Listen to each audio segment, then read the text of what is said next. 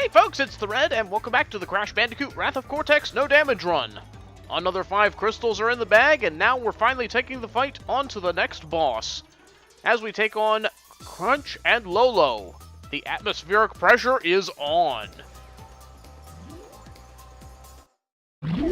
Hey, look! The orange boy likes to fly! Time to earn your wings, kid. So our next boss is a flying boss of all things, but honestly, I don't find this one to be all that bad. I'll explain why later. Crunch's attacks here are pretty well telegraphed. He starts with this electrified fastball that's easy enough to barrel roll out of the way of. It's also a good time to get some attacks in. Then he has this multiple ball attack where he shoots a bunch of lasers at you. Just kind of need to fly around and avoid those shots as much as you can. It's probably the hardest attack to avoid out of this entire set. He also has this little hand wave attack. The beam is constantly following Crash around, so you need to be constantly moving. I find it kind of hard to get some hits in during that part. Then he'll electrify his entire body and make this wall of electricity come down. You basically just need to fly between the gap in order to avoid that. From here, it's wash, rinse, repeat. I would say that second attack is probably the hardest to avoid. You can get a good amount of damage in this way, make no mistake, but the randomness of these balls is rather uncomfortable. This attack is also kind of hard to get hits in on for and avoid the beam at the same time. Now, for this next attack, pay attention to the background. When he electrifies his body, you'll see the shock going up, and you'll see where the gap went as well. So you need to position yourself in that area in order to avoid the electricity. And then, like I said, the fastball attack is the best way to get hits in on him.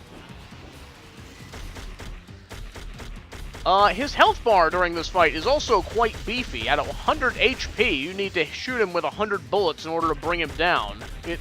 So this fight can kind of drag on for a bit. Thankfully, the patterns are pretty easy to avoid, or pretty easy to read. Okay, here comes the body blast again. Lolo also flies around to the part where he's about to attack from, and then Aku Aku flies in there for some reason. Well, it looks like we're coming along pretty well here. During these late phases, he starts to do his attacks a lot faster, so be ready to respond quickly to his next attack. That was not comfortable. Come on, let's just get this over with. Okay, here comes the hand beam. Excuse me. Okay, looks like we almost got it. Here should be the body attack next. Okay. Good. Woo. All right. Okay, he's going to do the optic lasers again. I don't like this attack. Oh, man, that was close. Come on, he's got practically nothing left.